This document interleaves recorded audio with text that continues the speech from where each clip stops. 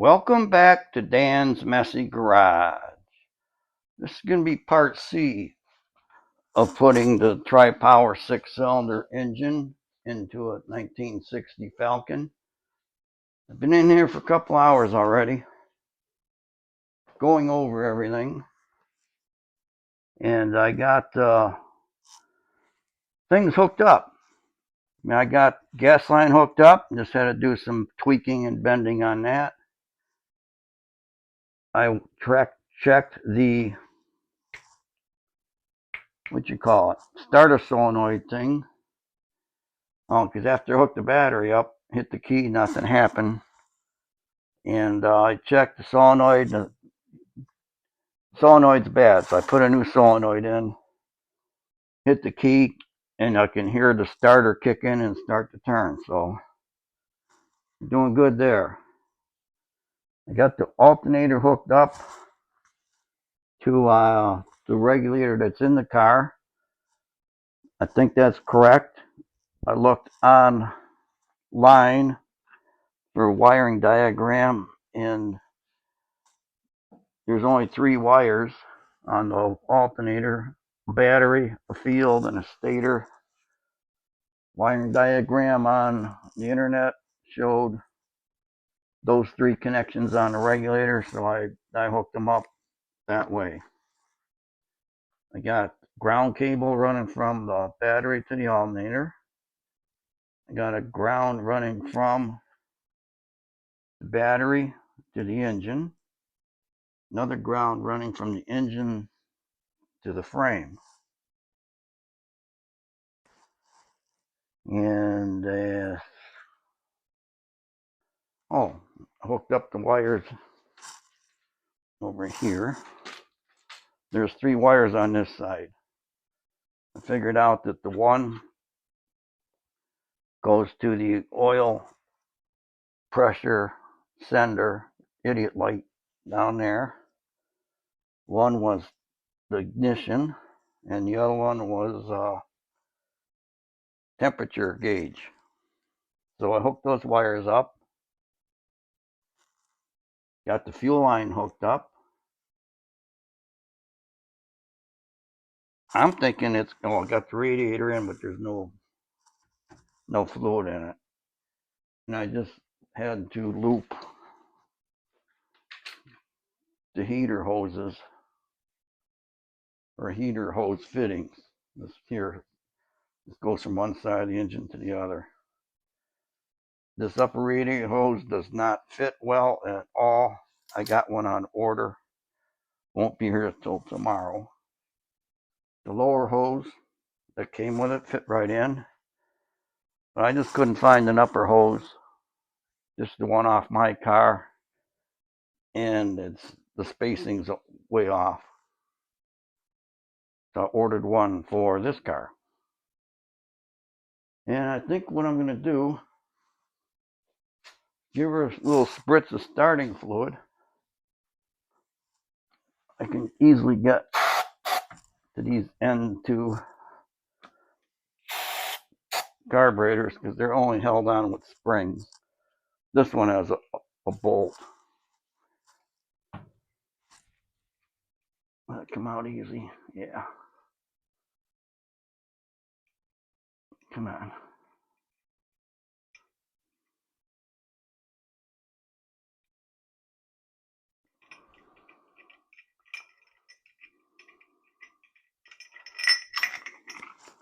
Give that a squirt. I'm going to twist down the key, and I'm highly, highly confident that it's going to bark right off, because the engine was running great when I pulled it out. I haven't done anything to it. And to get the engine to run, all you need to do is hook up a power wire to the coil and the starter motor. Oh, I need to hook a wire for the electric choke. Yeah, I'll see what happens when I hit the key. All right, folks. Cross your fingers and your toes. There's no dry shaft in it, so it doesn't matter what gear it's in right now. Here we go.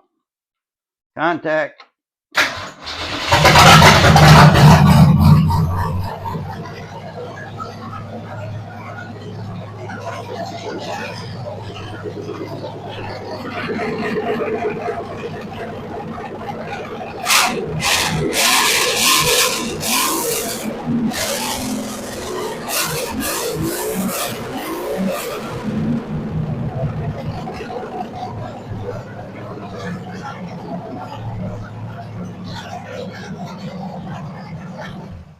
Right. Runs good. Of course, this engine always did run good. So I gotta search for. I found there's a dry shaft in the trunk, but it's missing one of the U-joint caps. I gotta search around in the trunk and see if it's in there. I can put that in. I think I have the clutch adjusted. Won't know that till dry shaft's in.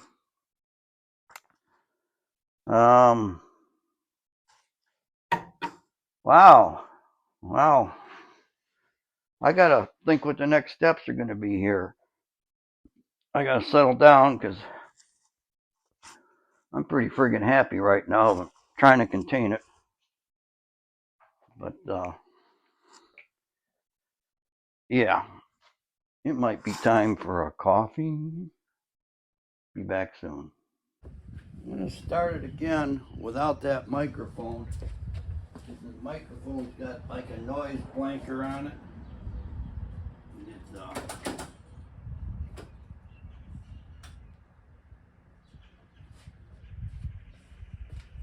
see, I'm also gonna turn the voltmeter on. See if the battery's charging.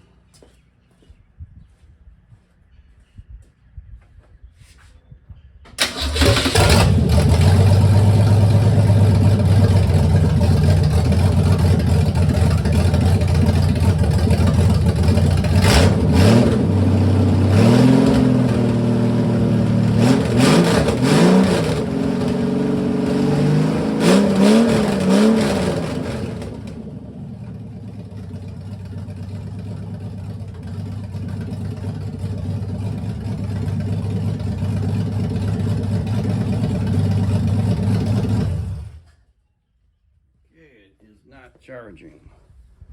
So I'll probably either have to take the regulator apart or just change the regulator from the relay style to a more modern style.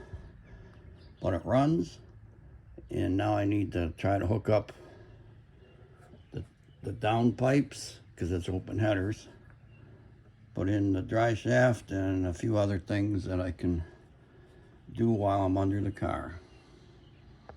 I have the car jacked up. I got the dry shaft put on it. And right now I'm fighting with the exhaust pipes, trying to get them to bolt up to the headers. It's not easy because the pipes are long, and it'd be one of those jobs that'd be simpler if you had somebody to hold the end of the pipe up. But I don't, so I'm going to have to rig up some milk crates or boxes and boards or something to hold one end of it up while I bolt them onto the headers. It's kind of hard to see under here, but I put a milk crate under one end, or the back end. That helps, but I need it to be higher, so I'm going to get something to space that up. In fact, see that cardboard box right there? That flat one? That should fit under there perfect. We'll try it. Yep, that box is going to work out perfect under there.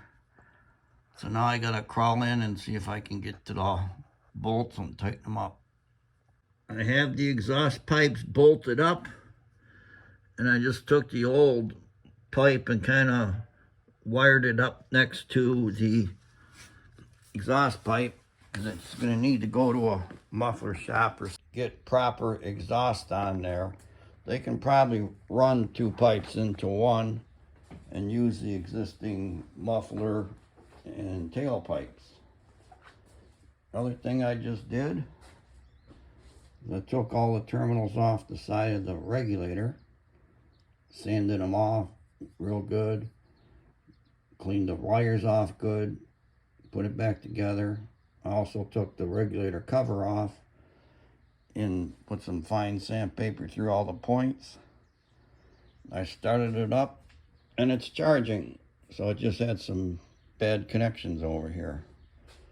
I saw 13 volts on the meter and it only had like 12.12 when I first started it. So it's charging. I went to put water in the radiator and I saw a stream coming out.